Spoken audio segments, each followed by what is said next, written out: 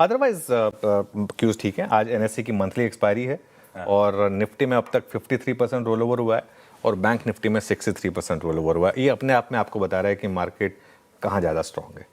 Nifty versus bank Nifty कोई comparison ही नहीं है। बैंक निफ्टी में ज़्यादा स्ट्रेंथ है, कहीं ज़्यादा स्ट्रेंथ है। जैसा मैं कल कह रहा था, कल बैंक निफ्टी एक्चुअली वीक नहीं था। कल निफ्टी की स्ट्रेंथ में सबसे ज़्यादा बैंकिंग ने कंट्रीब्यूट किया था। बैंक निफ्टी खुद इसलिए वीक था क्योंकि दो स्टॉक्स आईडीएफसी फर्स्ट बैंक और एयू बैंक नीचे थे जो निफ्टी में नहीं है, तो इस वजह से, क्योंकि लेकिन बैंक निफ्टी में थे तो उस वजह से बैंक निफ्टी नीचे आ गया था थोड़ा सा।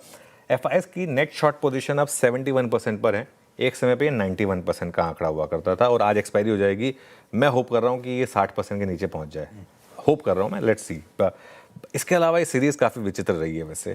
जैसा मैं कह रहा हूँ, इस महीने में निफ्टी आईटी 17% गिरा है, उसके बावजूद निफ्टी ऊपर है 17%। निफ्टी आईटी अब उतना बड़ा नहीं है जितना एक समय पर हुआ करता था, 2 साल पहले हुआ करता था, लेकिन फिर भी देखिए 17-17.5%। ये इंडेक्स है, ये कोई स्मॉल कैप स्टॉक नहीं है, ये निफ्टी आईटी इंडेक्स है। मुझे याद नहीं लास्ट टाइम, एक आप वो कोविड का फेज छोड़ दीजिए, उसके अलावा जब मैंने अपने करियर की शुरुआत की थी ना 2003 में, उस समय करीब जब वो इन्फोसिस ने आके एक बार पहली बार अपनी गाइडेंस कट की थी, वो मैस्टैक वगैरह वाले मामले हुए थे, वो टाइम मुझे याद आ रहे हैं। अब उस तरीके की गिरावट अब इस समय आईटी स्टॉक्स में आ रही है।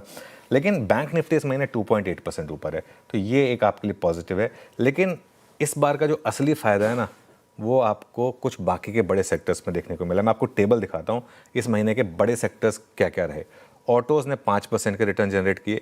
कंज्यूमर ड्यूरेबल्स 9%, जिसमें आपके एसी, फ्रिज, ये सब आते हैं ना, वो कंज्यूमर ड्यूरेबल्स होता है। PSU banks 9%, infrastructure 6%, Nifty housing 5%। इनमें सब में एक चीज़ कॉमन है, ये सारे के सारे जीएसटी कट के बेनिफिशियरीज हैं और ये सारे के सारे डोमेस्टिक इकोनॉमी से जुड़े हुए हैं। और एक और बात है, इन सब की अर्निंग्स शानदार आई हैं। आप एक आध कंपनी तो इधर उधर कहीं भी खराब आ जाएगी, अदरवाइज एलएनटी से लेकर एसबीआई से लेकर आप कोई भी हाउसिंग कंपनी उठा लीजिए, कोई भी कंज्यूमर ड्यूरेबल की कंपनी उठा लीजिए, सबके या तो अर्निंग्स अच्छी आई है, कमेंट्री काफ़ी पॉजिटिव आई है। इसका मतलब बहुत क्लियर है, मार्केट का फोकस इस समय डोमेस्टिक है और ये सारे के सारे वही हैं जहाँ पर अर्निंग्स, जैसा मैंने कहा, कि पॉजिटिव है।